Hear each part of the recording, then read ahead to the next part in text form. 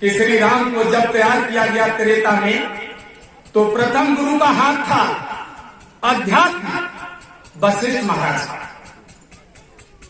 हमारे अध्यात्म गुरु तो विराजमान है, और जिन्होंने राजनीति का पाठ पढ़ाया है वो मंच पर आने वाले हैं। वो महान संत सम्राट नेताजी सुभाष चंद्र बोस, जिनके हवाले कर दिया गया। यानी गुरु जी ने कहा था तुम लोगों ने बात ना मानी तो तुमको कान के हाथ में सौंप दिया जाएगा। तो उसके हवाले क्यों किया गया? क्योंकि जो वीर बालक, जो हमारे बच्चे हैं, जो हमारे शिष्य हैं, वो उस समय परिवर्तन का टाइम होगा तो भजन भी करेंगे और राजनीतिक मंच पर भी बोलेंगे, काम भी करके जब ये लोग मैदान में आएंगे तब ये परिवर्तन होगा। ये झंडा जो तुम देख रहे हो, ये झंडे से नहीं, ये तो सत्संग का प्लेटफॉर्म है। वो महान आत्मा जब भूमंडल पर उतरेगी तो परिवर्तन का उसका झंडा अलग होगा। तो आज आप लोगों को झंडा अलग कोई नजर आ रहा है? आ रहा है? ये यहाँ पर जो झंडा लगा है, ये पहले स्वामी जी महाराज मथुरा में थे तब ये झंडा नहीं था, तो उसका एक झंडा अलग होगा। तो इसलिए दो पटल की बात करते हैं तो कुछ लोग शंका करते हैं कि ये स्वामी जी के सत्संग में बीच में इन्होंने राजनीति को कैसे फैल दिया। तो आप जान लीजिए कि श्री राम के आध्यात्मिक गुरु जो थे वो वशिष्ठ महाराज थे और विश्वामित्र राजनीतिक गुरु थे। इसलिए राम को दो तरीके से काम लेना पड़ा। एक, बिगड़े हुए सीधे साधे लोग जो थे, रास्ता भटक गए थे, उनको आध्यात्मिक ज्ञान देकर के मार्ग पर लाकर खड़ा कर दिया। और जो लोग विद्वान थे, राजा थे, देवी देवताओं को कब्जे में किए थे, कुछ तपस्या करके इस तीन लोक के मालिक के गण जैसे ब्रह्मा विष्णु महेश की पूजा करके राजा बन जाते थे, प्रजा पर हुकूमत जमाते थे, ऐसे लोगों को कब्जे में लाने के लिए श्री राम को राजनीति का प्रयोग करना पड़ा। बोलो, करना पड़ा था कि नहीं? श्री राम को राजनीति का प्रयोग करना पड़ा। अगर राजनीति का पाठ विश्वामित्र मुनि ने राम को न दिया होता तो रावण पर कभी वो विजय नहीं पा सकते थे।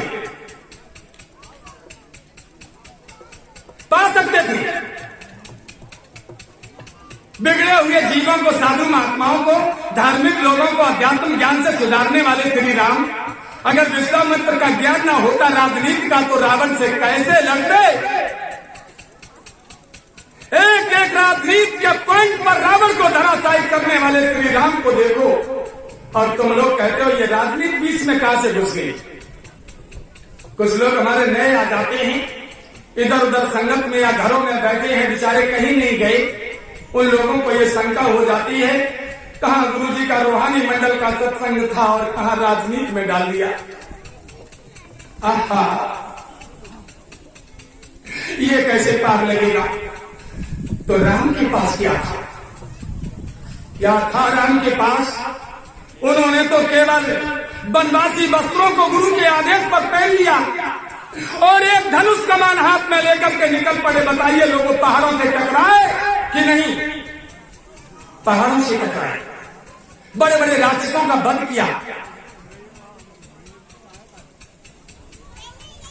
इसके बाद शंका मत करो, द्वापर युग लगा। त्रेता में तो अहिल्या का ताड़ करने के लिए शत्रु को रोका 1000 वर्ष के लिए, द्वापर को रोक दिया, अभी कम नहीं, अभी त्रेता को आने दो ताकि गौतम ऋषि है, उनकी नारी पत्थर की हो गई है, श्री राम के कदमों से उसका तय होगा, इसलिए त्रेता को लाना पड़ा। तो त्रेता में श्री राम का अवतार करके अहिल्या जैसी देवी का तड़ किया गया और रावण जैसे अत्याचारी भ्रष्टाचारियों का भ्रष्टाचार खत्म किया गया। मानव की जीव हत्या नहीं की गई। संत मत में जीव हत्या वर्जित है। नहीं तो आप लोग जा सोचो कि रावण को राम ने मार डालो, नहीं, उसके अंदर जो अहंकार रूपी रावण बैठा था, उसके अंदर जो अहंकार था, उस अहंकार को राजनीति और धर्मनीति दोनों पॉइंटों में फंसा करके रावण को धराशायी कर दिया और राम रूपी शब्दों को ढालकर शरीर में उसे पवित्र कर दिया। अगर जीव हत्या कर देते राम तो अवतारी पुरुषों को भी कलंक लग जाता, लेकिन अवतारी पुरुषों ने हमेशा मत को मारा है, अहंकार को मारा है, क्योंकि भगवान का भोजन अगर है तो अहंकार है, अहंकार को भगवान भोजन करते ही। तो ये तो अहिल्या के तर्क के लिए श्री राम को दो गुरुओं का ज्ञान देकर के और एक माता के कई नारी उसकी शक्ति बनी, जिसने राम को परिवर्तन के लिए भेज दिया और कहा बेटा राम बन जाओ, बेटा राम बन जाओ। यानी राम कोई और था, उसके जैसे तुम बन जाओ। अगर राजधानी में रहोगे तो तुम उसके जैसे नहीं बन पाओगे, इसलिए छोड़ दो कारोबार, छोड़ दो घर और निकल जाओ। आज संत महापुरुषों का आशीर्वाद और माता कैकेयी का आशीर्वाद लेकर के श्री राम निकले, तो बताओ उनके साथ में कौन था? था कोई? नर और नारी कोई था? राम, सीता और लक्ष्मण, तीन प्राणी मात्र निकले और यहां पर केवल दो प्राणी निकले। एक तो दो हमारे परिवर्तनकारी मसीहा और दो भैया दीदी। और वहां पर कितने निकले थे? तीन।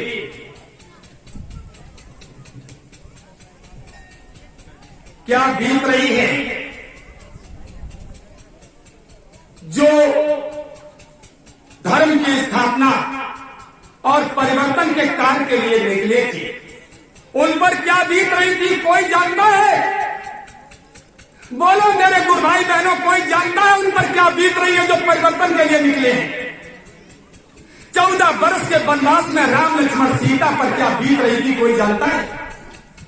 आज इस परिवर्तन के लिए जिसने अपने शरीर और घर परिवार को त्यागा हो, 76 वर्ष का समय बिताया, उन पर क्या बीत रही है, कोई जानता है? कोई तो जानता है। अगर कोई नहीं जानता था तो उर्मिला क्यों बताती थी अपनी मैया कौशल्या को कि आज ये हो रहा है, आज ये हो रहा है, आज रावण सीता को ले गया, आज मेघनाथ लक्ष्मण का युद्ध हो रहा है। ये सब उर्मिला बताती थी अयोध्या में अपनी सास कौशल्या को। क्यों?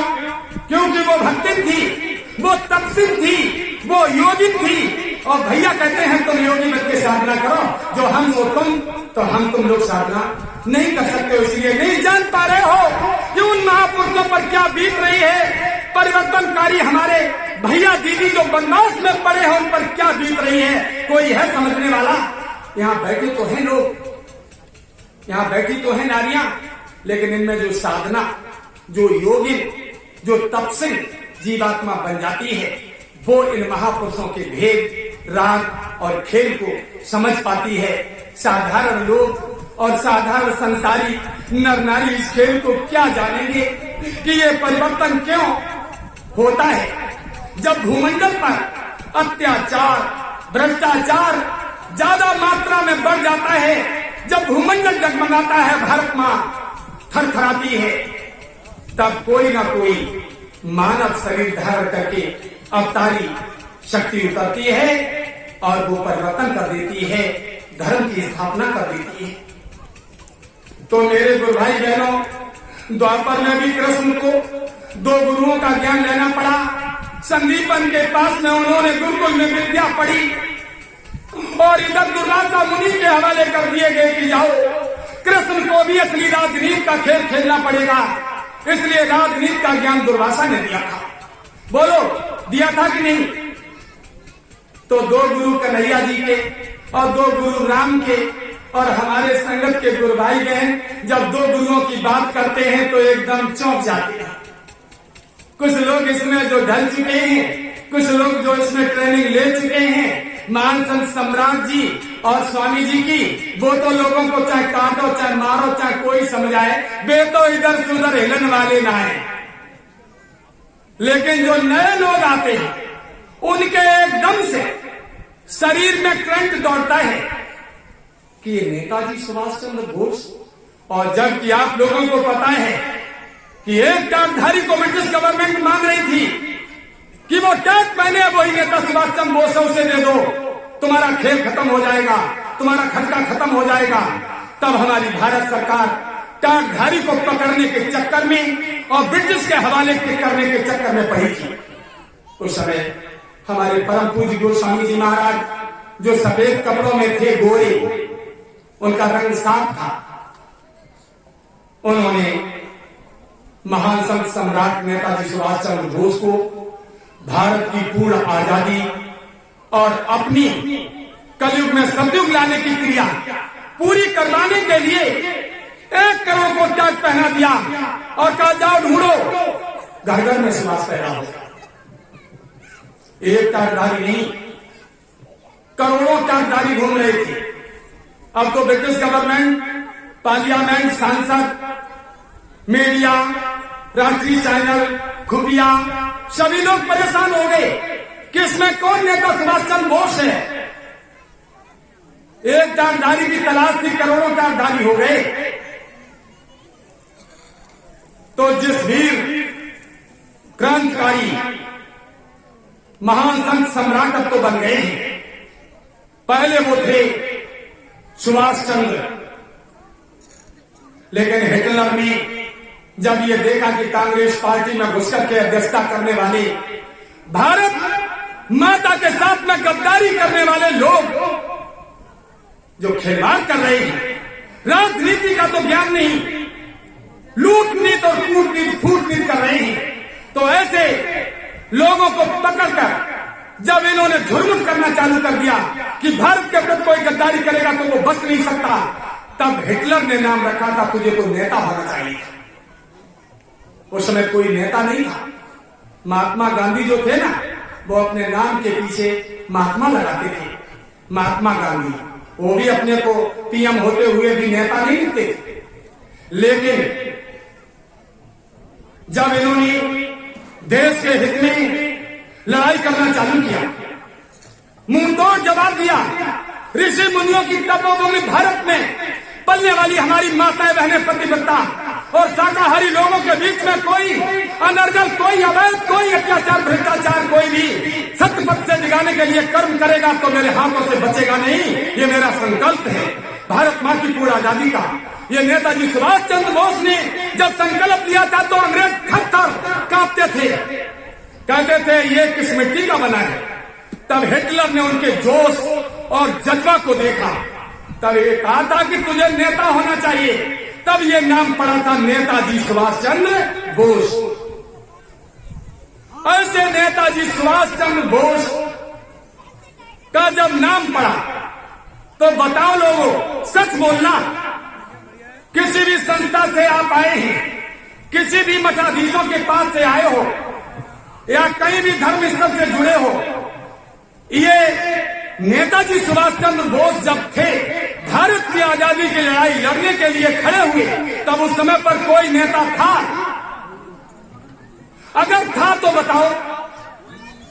जब कोई नेता नहीं था और अंग्रेजों के पैर भारत से उखाड़ दिए, अकेले नेता सुभाष चंद्र बोस जी ने अपनी एक आजाद हिंद फौज बना करके और बाई तरीके से हमारे भैया जी एक भारतीय सुभाष सेना को तैयार मजबूती के साथ कर चुके हैं।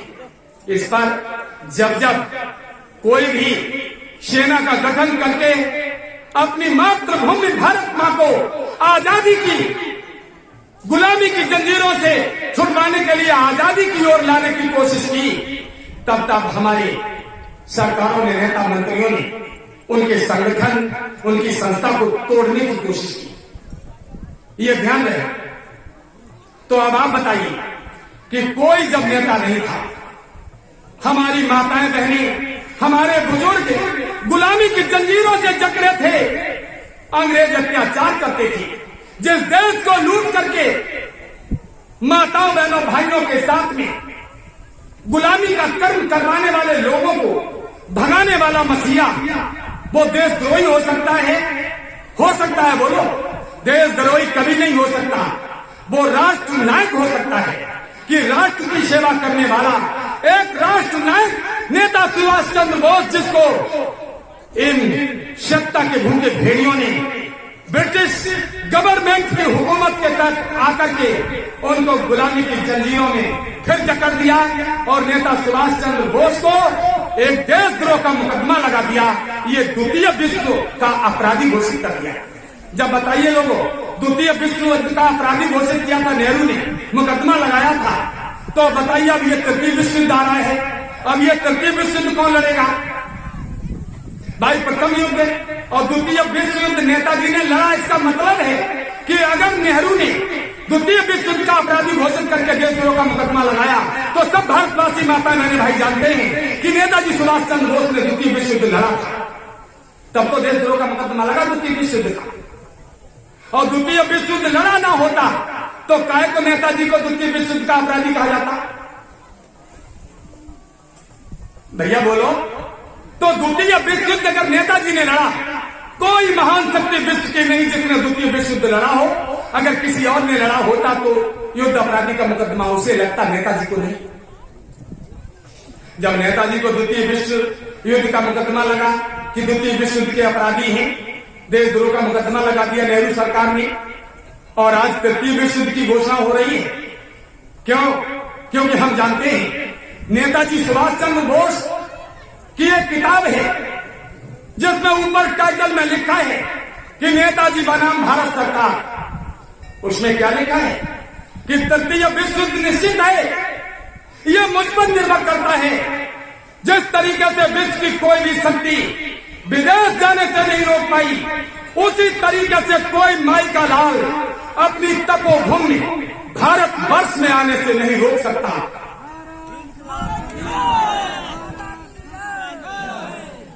और ध्यान दो, नेताजी सुभाष चंद्र बोस ने उस किताब के प्रथम टाइटल में लिखा कि यह मुझ पर निर्भर करता है। तृतीय विश्व युद्ध हो भी सकता है और नहीं भी हो सकता है। कैसे? अगर लोगों ने धर्म का साथ दे दिया तो, और धर्म का साथ यदि ना दिया तो आप लोगों के बीच में अभी पर्चा आने वाला है। गांव गांव जाएगा, जिलों जिलों जाएगा, तहसील ब्लॉक ग्राम सभाओं में जाएगा, जिसमें लिखा है कि जनता का विश्वास और जनता का विकास। और एक बात सुन लो, इसमें धर्म और अधर्म का छांट होगा। कौन धर्म का साथ दे रहा है और कौन अधर्म का साथ दे रहा है, यही किया था योगी राज कृष्ण ने महाभारत के मैदान में। समझाते समझाते राजनीति के द्वारा थक गए दुर्योधन दुशासन को। तब भीष्म पितामह गुरु द्रोणाचार्य जैसे मठाधीश जो ज्ञानी पुरुष बैठे थे, उनसे कहा कि द्रौपदी की साड़ी खींची तब भी तुम नहीं बोले। जब इस दुर्योधन से कहा कि तुम चचा दाऊ के भाई हो, इनको दे दो, आधा हस्तिनापुर आधा नहीं दिया। 5 गांव मांगे, 10 गांव मांगे, नहीं दिए। लास्ट में कहा एक गांव दे दो, गुजारा होता रहे, नहीं दिया। आज मेरे भैया जी ने मांग पत्र, कहीं 7 सूत्री को, 9 सूत्री को, 11 सूत्री मांग पत्र दिए कि जनता का हक, वोटर अपना वोट देता है, कोई आशा लगाता है कि मेरा दरिद्र दूर हो जाएगा, अमन चैन में आ जाएंगे, एक एक वोटर का कानूनन जो हक है वो दिया जाए। लेकिन दिया जाए दिया जाए दिया जाए कहते रहे, समय गुजर गया। लोगों, जब जब लेकर गया योगीराज भैया जी का माननीय नेताजी सुभाष चंद्र बोस के आदेश पर, महान संत सम्राट जी के आदेश पर, तो इन्होंने पढ़ा कि दिया जाए, कर दो तो भली भला और ना कर दो तो भली भला। यानी वोटर का जो हक है वो हम वोट लेने के बाद दें या ना दें, कौन क्या बिगाड़ लेगा। तो इनको था घमंड और मद, जिसे कहते हैं अहंकार। तो आप बताओ भगवान का भोजन क्या है? अहंकार है ना।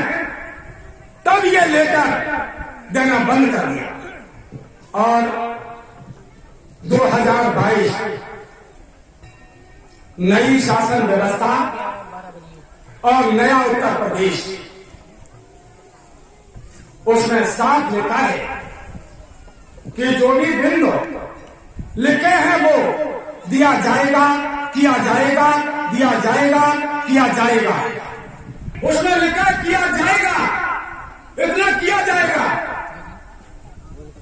अब समय हमारा समापन की ओर जा रहा है। लोगों को मिलेगा, प्रचार प्रसार होगा, उसको कायदे से आप लोग जब पढ़ोगे तो उसमें एक एक बिंदु जिस आशा से हम नेताओं को वोट देते हैं वो चीज इसमें लिखी है। तो इसीलिए धर्म का छाप स्वयं प्रजा होगी, चाहे वो प्रजा के लोग हों, करके वो वोट देने के बाद वो चीज तुम्हें यहाँ से जब संकल्प करके देने का दावा किया जा रहा है, राजनीति के मैदान में उतारा जा रहा है। उन्होंने कहा था कि मैं धर्म का साथ देंगे, ये आप लोगों पर निर्भर करता है।